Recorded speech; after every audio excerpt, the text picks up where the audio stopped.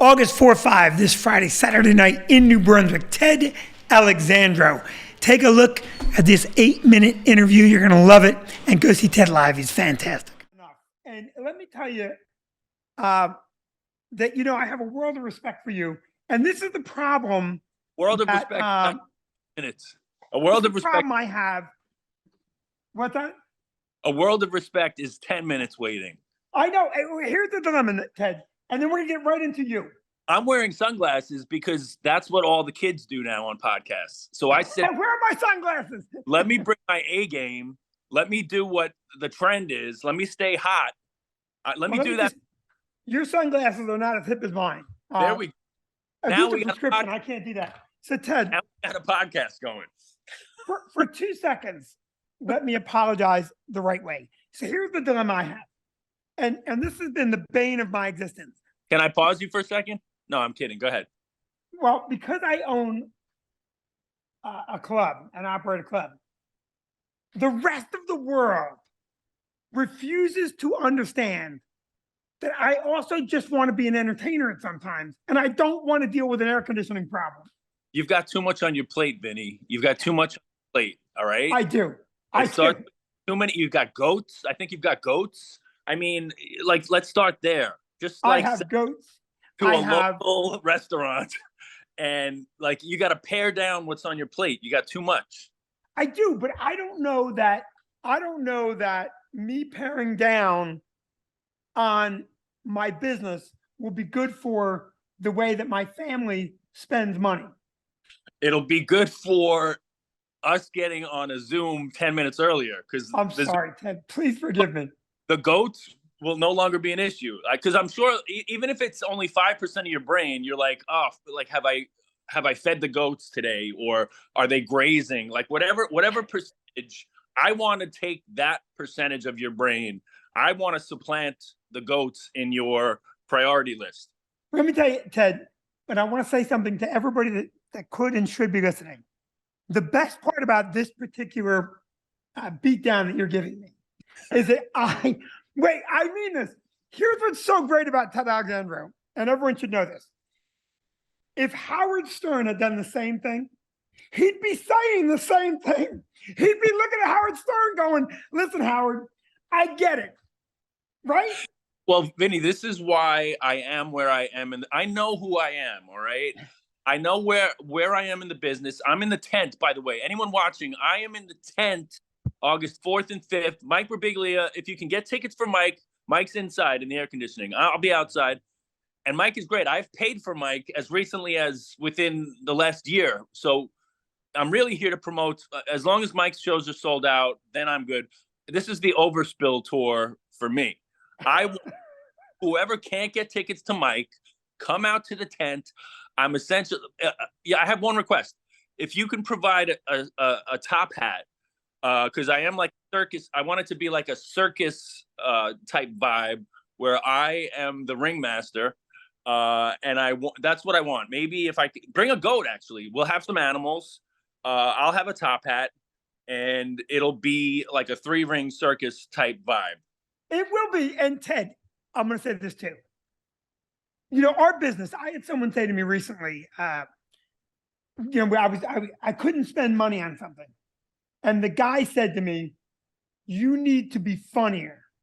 And what I said is, I've never heard that. What's that? I've never gotten that, but go ahead. No, well, what I said to him is, don't ever confuse fame with funny. A big difference. And our industry does not reward funny necessarily equitably, right? So, on this particular Zoom call, 2 amazing comics, one of whom was late, and yet Mike Birbiglia is inside, and I get it. Well, no, the point is 30 years in the business for me, and most of my videos, I mean, I just had a viral video on Instagram, 5 million views, and most of the comments were, who is this bargain Tom Segura? So even business, look, I'm happy for that. I'm happy to be in the tent. I'm happy to get the overspill. I'm happy if somebody mistakenly thinks they're buying a ticket to Tom Segura. Whatever gets people in the seats is fine by me. I've been playing the Stress Factory, probably one of the first clubs I started headlining for, probably 25 years. Yes. So I've played to thousands of people in New Brunswick, New Jersey over the years. So if I can get 50 of those thousands to come to my overspill tour, come feed the goats. It's going to be like a holistic experience.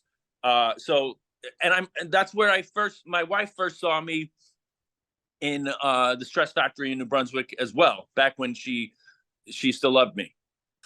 Were you already dating, or did you meet there? No, she saw me when she was, I think, in high school or college. Like, she's 18 years younger than I am, so she saw me when she was a kid, and then we met years later.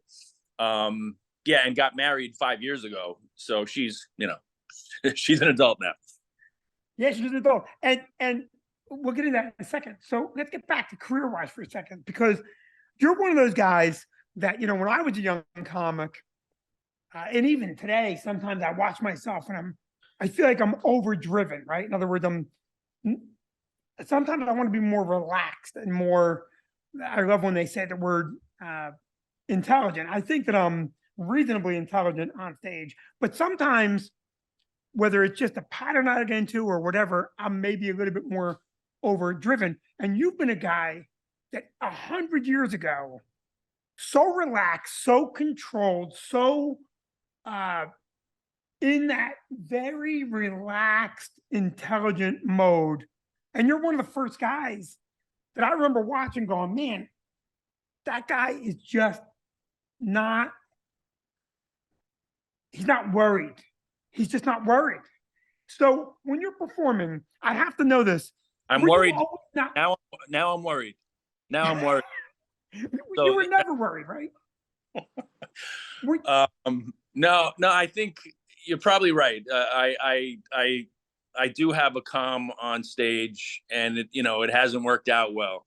So if you see someone who's not worried, but probably should be, August 4th and 5th. No, on stage, I think I've reached a point where you realize there is nothing to worry about. You have your act, you have your skill set, and however many people are there, you entertain them. Well, I think we're gonna have a good audience, by the way. I do. I really do. What? The outside tent, by the way, is amazing. It's a fun experience. We worry a little bit whether comics are going to feel good out there. I can tell you right now, I really enjoy being outside. I did a ton of shows outside during COVID, and I recently did shows with Rich Voss outside, and it's really funny because Voss really complained on the first night. No way! I can't believe that. Yeah, I know, right? But Ted, he was such a baby about it, and he's like, "I'm outside," and I didn't do the first show. And so the second show, I said, "Okay, I'm going to go up," and I went up first. And I will grant you that I'm used to going up first in my room. I'll grant that there's a familiarity that I have at my own place. It's my place. But I went on stage, and I from stage said to Voss, this is amazing. People enjoy this. And the crowd went, yeah, because there's still a number of people that don't want to be inside. They want to be outside. And, to me, it's just a different vibe altogether. I always hated the bar shows where people were standing. And you're like, okay, I have to stand and laugh. And then I watched guys like Che and Nimish Patel do a bar show at Bar Matchless in Brooklyn where everyone's standing and they were killing. And I did okay. And I'm like, okay, well, that's me, right? That's my fault. You've always been more. But the 10th year, you've always been more audience comic. Yeah. If you had a niche, it was people who were seated. Seated by you, ideally. It's me. Now, the same will be true if you tank in the tent, which I don't think you will.